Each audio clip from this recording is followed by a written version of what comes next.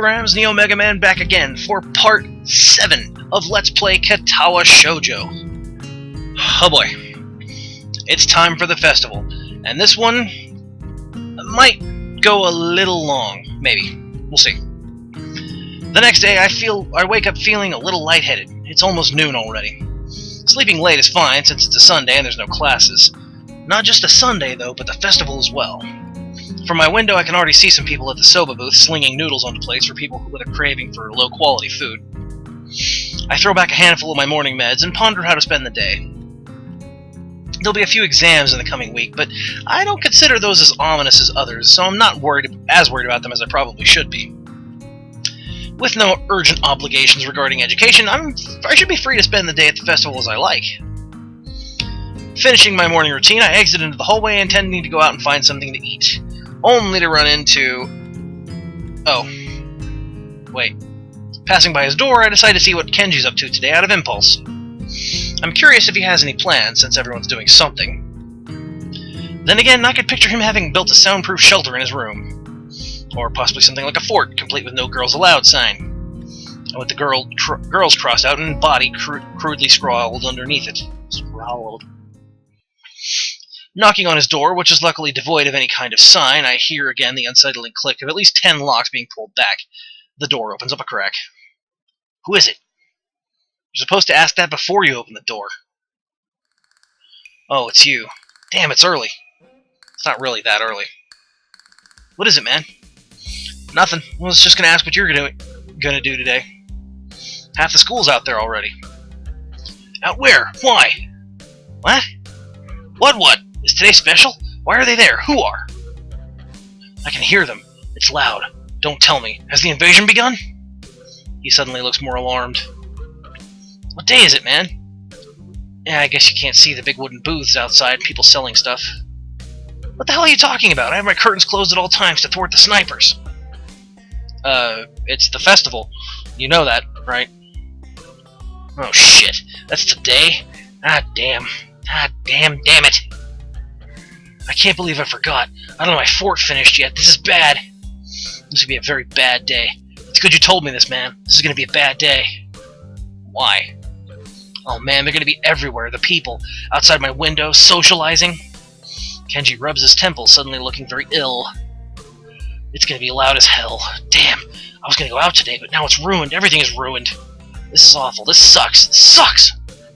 What the hell? This really sucks. I can't go anywhere now. There's nowhere to run. Kenji seems nervous. You could even say he's majorly freaking out. Can't believe this. So that's what today was. Damn, I couldn't even prepare for it. I couldn't even brace myself, and now it's here and I can't do anything. You should have told me this earlier, dude. I mean, at least I know, but I could have known earlier. Imagine what I could have accomplished. Sorry, I thought you knew. So I guess you're not going to be doing anything today? The weather's even good. Yesterday was really windy, so I thought it would be cold, or today would be cold, but it's not though, so there's no reason to just stay inside. Hey, you should check the festival out. Kenji groans and covers his face with his hands. Ah, no, I can't do it. They'll eat me alive out there, I know it. That has to be a joke, but he said it with such a straight face. Relatively straight. What are you gonna do? We should hang out here. You can help me build my fort. We might still make it if we work together. I'm gonna have to hang out with the student council since I lost a bet.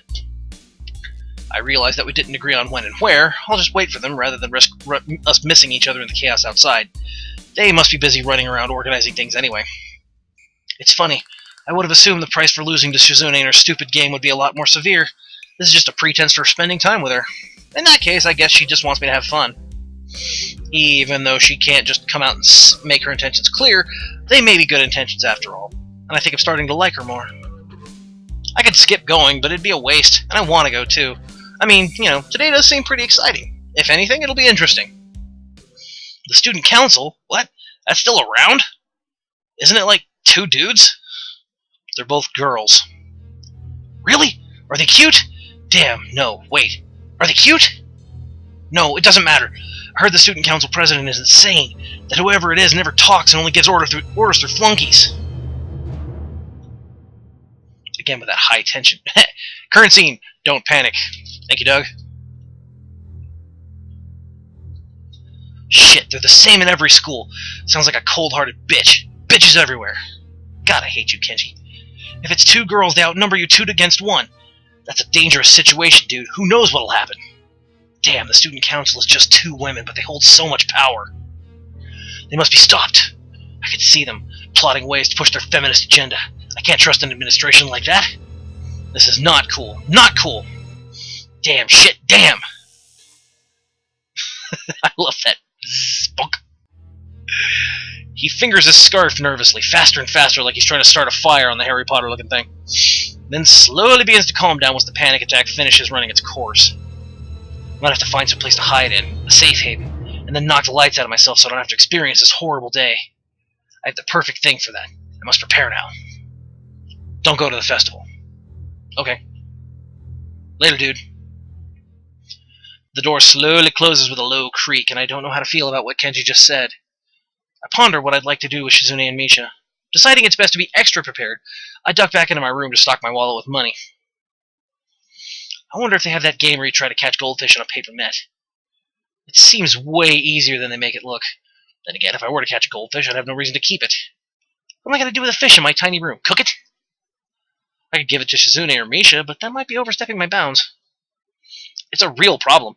Both of them are cute, but I don't think I have any chance with either of them. Regardless, I mull over the thought of doing it. Imagine how they might react if I were to give them a gift tonight, like a fish or a doll. Misha'd probably laugh like she always does. Shizune might slap it out of my hand. Maybe it isn't such a good idea after all. Okay, I think I'm set. A good while later, I decide that this could be another psych-out test devised by Shizune. Even if it isn't, it's starting to get kind of late.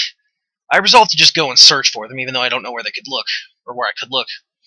They might be really hard to find today. As soon as I step outside, I almost bump into Shizune. Hi, Shizune, where's Misha? I try to sign it as best I can, but I'm really just making stuff up. I've got to ask Misha to teach me some of this. Here! Misha pops up from behind Shizune, grinning widely. We just came to make sure you're coming along with us to the festival. Don't renege on your promise. Promise? I don't think I promised anything. Stop trying to get out of it. Come on, Hee-chan, it'll be fun. You need this anyway, or you'll become a no-good person. You don't want to become one of those people that just stays in their dorm room all day being paranoid, do you? I find myself staring over her shoulder at the door to Kenji's room right across from mine. I hope he didn't hear that, but I think Misha wants the opposite. No, of course not. I was just playing around a little. And I was right about to leave anyway, so you didn't have to come. Really? Shi-chan was worried you'd try to get out of it somehow. We need you, Hee-chan. Huh? I think my heart just skipped a beat. I don't have the aim to knock the dolls off their pedestals in that one game, and Shi-chan refuses to throw things. Oh.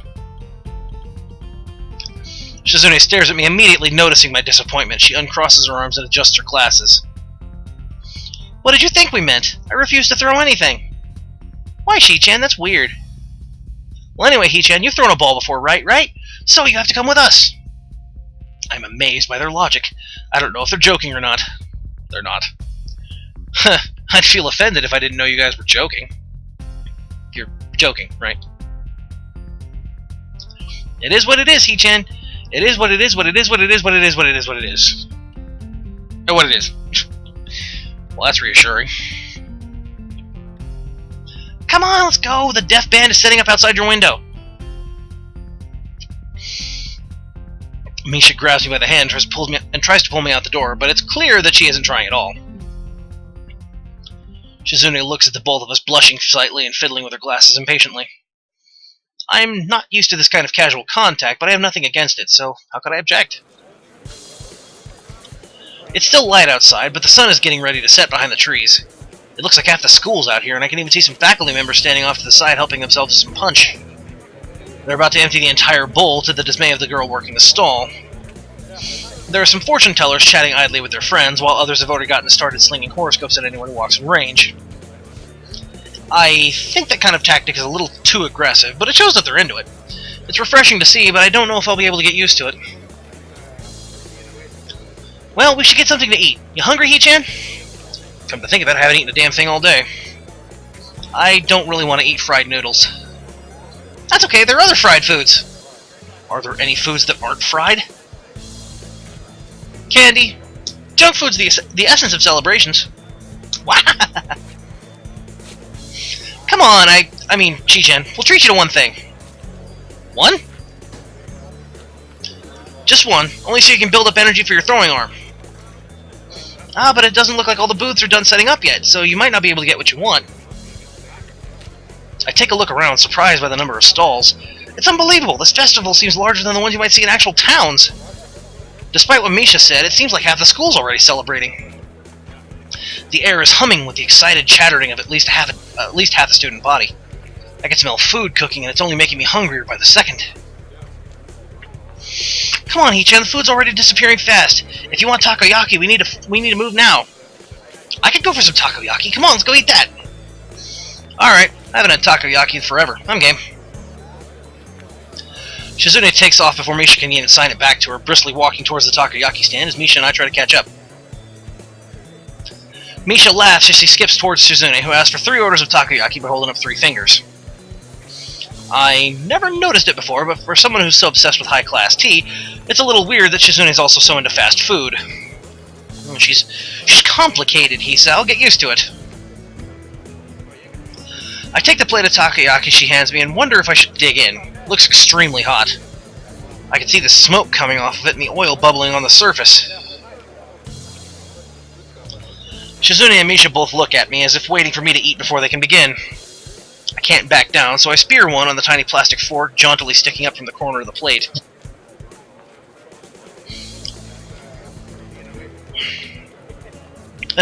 However, before I can even put it in my mouth, Shizune and Misha begin eating eagerly. Shizune taking quick but delicate bites out of the takoyaki, while Misha eats with a relish like a small child. I guess at the end of the day, both of them are just kids like any other student here. This is kind of nice. I don't think I've had a chance like this in a long time to just hang out with other people and enjoy their company. Even before coming here, I'd been going through a very busy year, so busy that I hadn't realized what I've been missing until now. Here, I feel at peace. This is a soothing atmosphere. I didn't know these kind of festivals still existed. Eh? Hichan, you weren't gonna eat your food? No, I'm gonna eat it. Hope you are chickening out because it's too hot. That's not it. Even their teasing is beginning to become endearing. Sort of. I eat quickly before my food can get cold, thinking that the dimly lit paper lanterns glowing warmly against the sunset make for a beautiful sight. Before I can finish my last bite of takoyaki, Shizune steps in front of me, standing perfectly straight with her arms rigidly behind her back. I can see she's trying her best to look serious as possible, but even she can't hide her good mood, and there's a slight smile on her face. Ah! Come on, Hichan, let's go play some games. Are they even done setting up? No, but it doesn't matter, Come on, Hichan, before it gets too crowded. Misha puts her hand on my shoulder and laughs very loudly. Come on, the prizes look really great this year, really. Wouldn't you like to win some prizes for 2 cute girls like us? Misha flashes her best cute look, which is admittedly pretty cute. I look at Shizune expecting her to do the same, but she just looks at me like I'm insane. Misha, stop doing that! Wait, I'm Misha.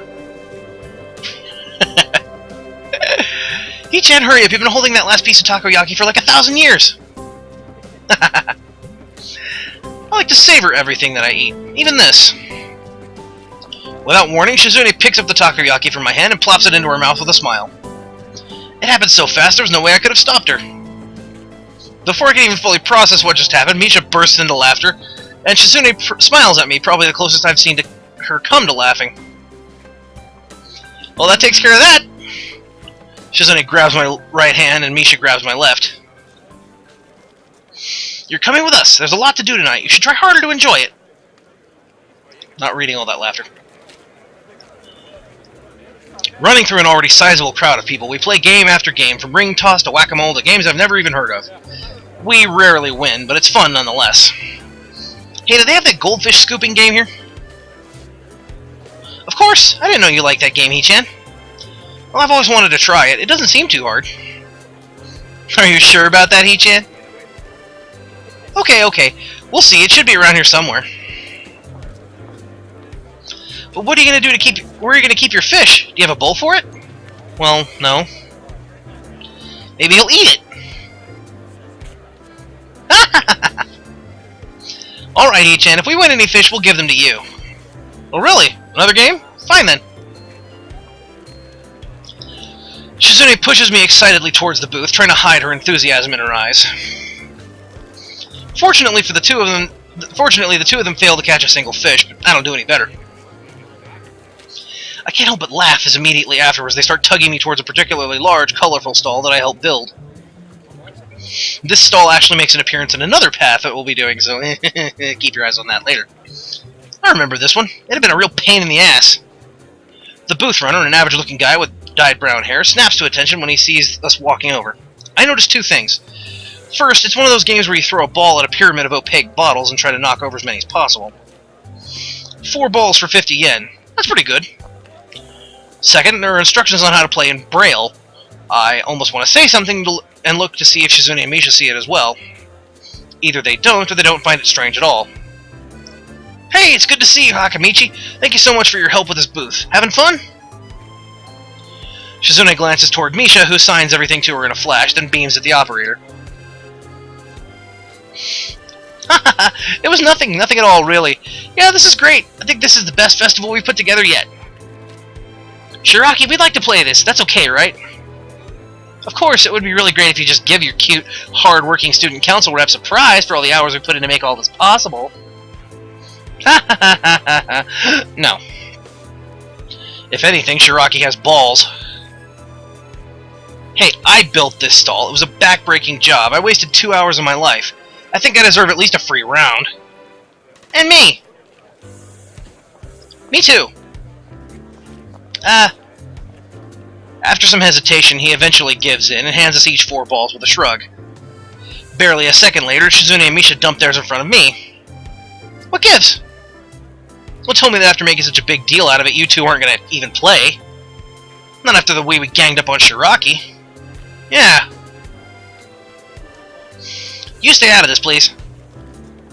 Shizune turns to me and begins waving her hand dismissively. Misha appears torn between translating for her and consoling the booth operator. Hichan, where's your sense of chivalry? Besides, I, Shichan, have a policy against throwing balls. Sorry, Hichan. I don't know if my aim is that good either. You must be pretty good at these things, though, right? Right? It shouldn't be a problem for you. This looks simple enough. The bottles aren't even that far away. The only challenge is that these are wiffle balls. I throw one at the bottles hard. It bounces off unceremoniously. What the hell? Yeah. It's not as easy as it looks. There's water inside the bottles. Trade secret. That's not very fair. This must be why it's 4 balls for 50 yen. How devious. Come on, Hichan, you can knock him down. You have 11 more chances. Go! Maybe you should do it. Shizune, do you want to try? Shizune emphatically shakes her head from side to side. I laugh. This is actually pretty fun. Winding up, I throw another ball at the pyramid of bottles and manage to get them to budge just slightly. Both Shizune and Misha are casting longing glances toward a doll shaped like a cat. All in all, they really aren't all that different. Sometimes I wonder if Shizune would sound like Misha if she could talk. No, they're not that alike. I throw another ball, realizing that it's actually quite simple. If I can hit 2 bottles in the bottom row at the same time, it's an easy win. Already a small crowd is beginning to gather, so the pressure's really on me. 9 more shots. Winding up like a baseball pitcher, I throw as hard as I can and the bottles come tumbling down. Kitty doll! A really ugly kitty doll. Triumphantly, I claim my girlish cat doll prize as Misha laughs uproariously as if it was her who won it. Shizune stares at me with her usual blank expression. It's clear that she wants the doll too. Hichan, congratulations! What are you going to do with that doll? There's no right answer. I have to tread carefully. I do not know. Well, I'll take it if you don't want it. Unless you want to keep it for yourself, Hichan. I didn't know you liked dolls. How delicate. I don't. I have no use for this. Can I have it then? Their eyes are drilling into my soul. This is a decision I don't want to make. I turn back to the booth. Hey, you have more than one of this doll? Actually, yeah, just one more. Okay, set everything up again. I want to try for that one as well. I still have 8 shots! As soon as the game is set up again, I throw as hard as I can again, but miss. Trying to win another one? Taking the easy way out, Hee-chan? If it's that easy, you could try it. No thanks. So Hee-chan, can you at least put the doll down while you throw the balls? No. There's only one more left. You'd better get it. If you fail, I'll kill you. What a clever way to duck out of giving me the doll, though. And by me, I mean me. Just kidding. I could see Misha didn't mean any harm from it, and Shizune seems to enjoy her joke, smiling at it, but she looks a little depressed afterwards. I decide to hand her the doll, at least while I'm trying to win the other one. It's kind of hard to aim holding a giant cat. Thank you, Hee-chan. She-chan seems happy. But you're gonna win one for me too, right? That's what I'm trying to do, isn't it? I throw again, but my aim is way off this time. My arm feels kind of heavy as well, as if blood isn't flowing properly to it. I scold myself mentally, thinking that it's pathetic I could get tired from something like that. Then I realize maybe it's because of my heart. If it is, I don't know what to think. It's depressing that even something as small as this is enough to make me realize my own mortality. I guess there won't ever be a time where I'll be able to forget it. Even today, when I thought I'd be able to just enjoy myself in this beautiful night, in this beautiful place, I can't escape the reason I'm here. I've never felt so at peace in my life in this place like nowhere else I've ever been. It's hard now to keep from thinking the unthinkable. That I may have just been sent here to die. Shadow of the Truth. Yeah, this is usually when Hisao's feeling grim or when things are going badly. These past few days have been some of the best of my life. The first in a long time that I've ever felt truly alive. But in the end, someone who finds himself reminded every time that he climbs too many stairs or throws a ball too hard that he could die at any second. I'll always be limited by this. I feel depressed by that and angry as well. In the end, I care about my life and I enjoy it. And now it's more transient than ever before. I wonder what it is that will finally do me in. It could be anything, if I'm this weak and pathetic. A bad fall, a punch to the chest, a stray baseball. I've now lost my will to keep playing this game, but I keep playing anyway. Suddenly I feel a split-second sensation of pain in my chest. It comes and goes instantaneously, but it's enough to make me stumble just a bit. Shizune jumps back, startled. She comes closer, staring at me with concern. Misha puts her hand on my shoulder. Hey, Hee-chan, are you okay? Yeah, I'm fine. I don't really feel too good right now. I think I'm sick. I don't think I can go on. Misha frowns. Don't strain yourself. If you're that sick, you'll just make yourself sicker. Look, the festival's just getting started. We've been playing games for a while. We can take a little break if you're tired. Good idea, Shi-chan. I'm feeling a little tired too. I think we're all a little worn out. Running all over the school, Hee-chan. I nod. They don't seem to notice anything unusual. That's good.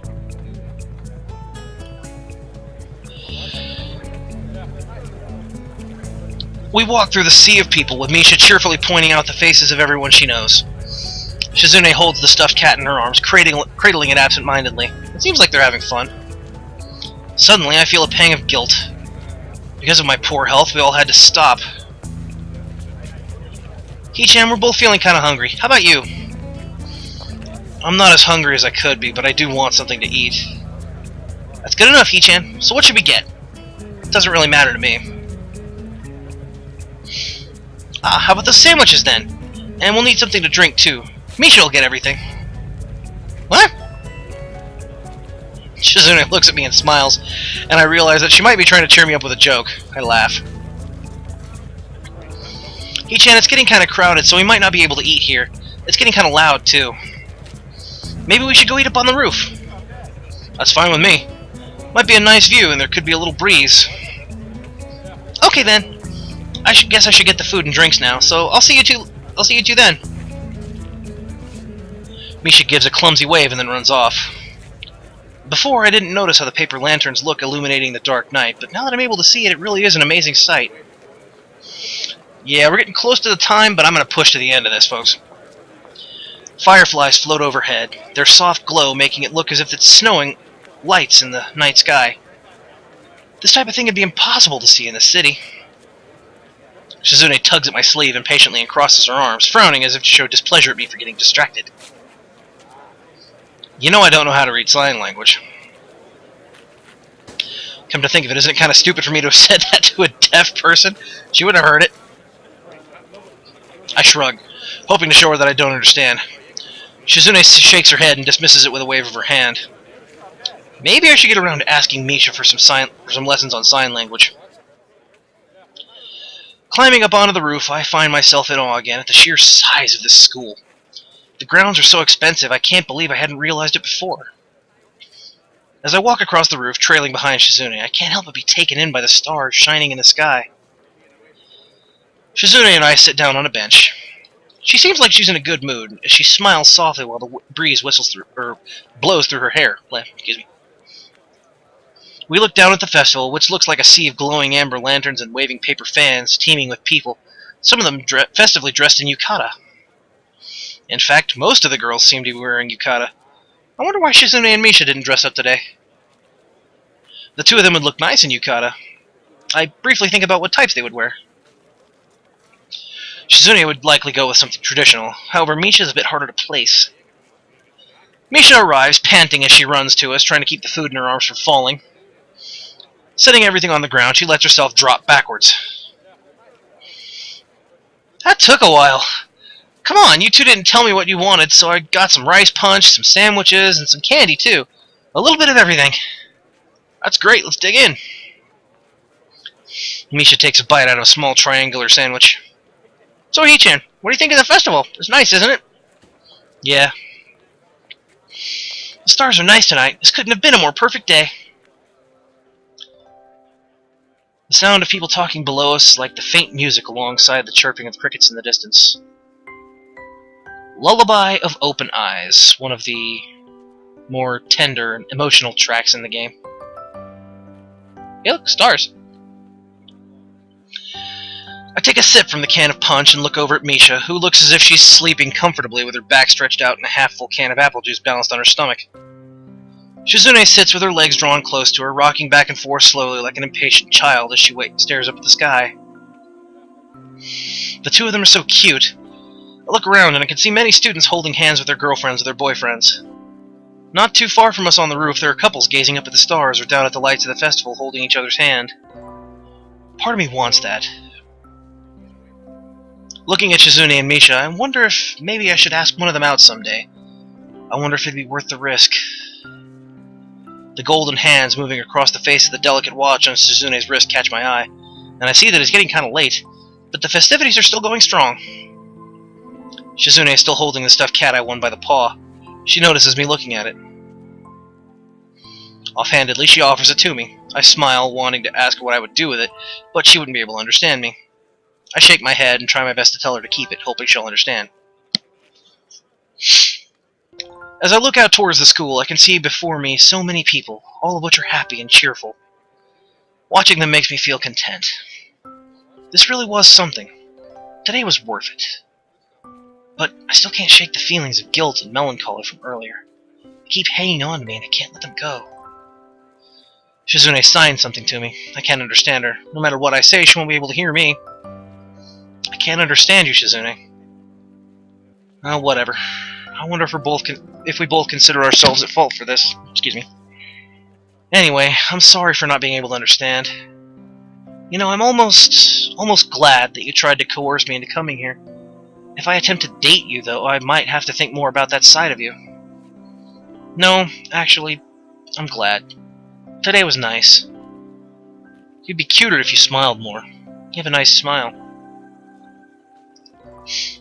Frustrated, she stands up, arms behind her back, looking authoritative and confident against the backdrop of stars. Suddenly, Shizune throws her arms out towards the open sky, seeming to hold it all between her hands. It's as if she's telling me to look at everything in front of me. Whoosh. The school, bathed with the festival's glow and lit up with the colorful yukata, the roof illuminated by fireflies. The sky so vast it imposes the feeling of awe onto you. What does she want? It slowly dawns on me with time. This beautiful scene before me is proof that there are things wonderful enough that spoiling them with a bad mood would be unforgivable. And I could feel the weight of Shizune's personality pressing the point further. Thanks, I guess. I look away, but then Shizune grabs me by the shoulder, her watch brushing against my cheek. With her left hand, she points up at the sky. Poof! With faint pops, fireworks begin to go off in the sky, each one sending a shower of bright colors that slowly fades into the dark. I can't even recall the last time I saw fireworks at all, much less a display this large. Not to mention, it seems like they're being launched from the school. It's almost impossible to believe. The lights in the sky mingle with a second salvo from the town below, and they seem timed to complement each other like two parts of a duet. They continue for maybe 15 more minutes, and then stop. Shizune realizes her hand is still on my shoulder and withdraws it carefully, looking a little uncomfortable.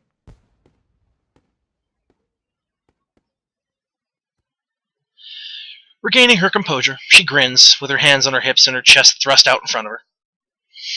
It's in these moments that she seems almost like a regular teenage girl, energetic, happy, and carefree. I eat thoughtfully with Shizune, the two of us looking out at the gradually thinning crowds below in silence. She sits leaning forward slightly, her chin resting softly on her hands, and a contented look on her face with just a hint of wistfulness. All the while still gently holding on to the stuffed cat's paw.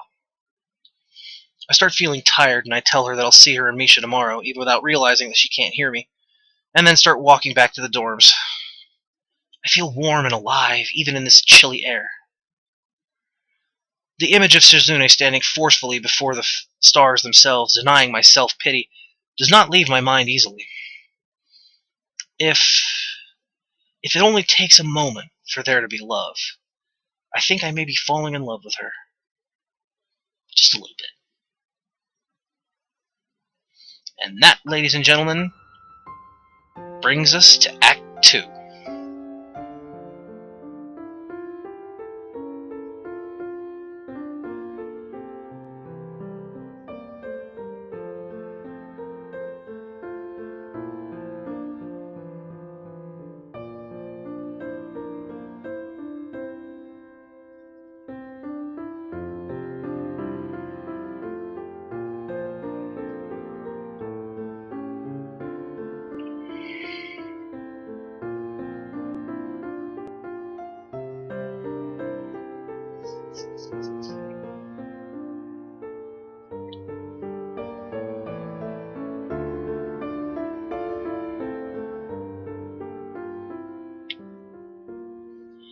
Act 2. Learning to read.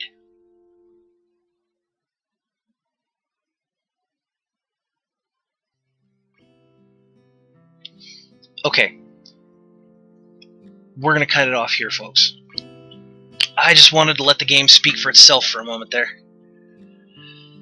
Oh boy, the emotions are coming, folks. You may have heard TK talking about the emotional roller coasters in his LP, but I can almost guarantee you that the 3 paths that I'm covering, this one no exception, they're all gonna be just as emotionally challenging as all the rest. So, with that in mind, thanks for joining me. I hope you've appreciated and liked this particular LP so far. I haven't been saying it, but do let me know in the comments what you've been thinking about the LP as it's been progressing. And for now, I guess I'll see you next time, folks. For the end of Act 1, beginning of Act 2, Part 7 of Let's Play Katawa Shoujo, I'm your host, NeoMegaMan, signing off. End of line.